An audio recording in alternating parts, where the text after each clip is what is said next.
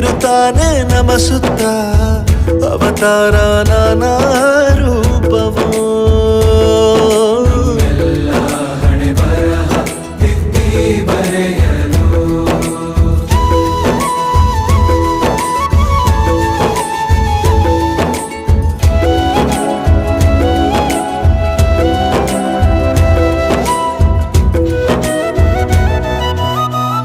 ಬಾಳಲ್ಲಿ ಲೆಕ್ಕ ಎಷ್ಟು ಮುಖ್ಯ ಎಂಬುದ ಬೆರಳಲ್ಲೇ ತೋರಿ ಕಲಿಸಿದ ಗುರುಗಳೇ. ಈ ದೇಹ ಹೇಗೆ ದಂಡಿಸೋದು ಎನ್ನುವ ಸಂದೇಹ ನೀಗೋ ಮೆಚ್ಚು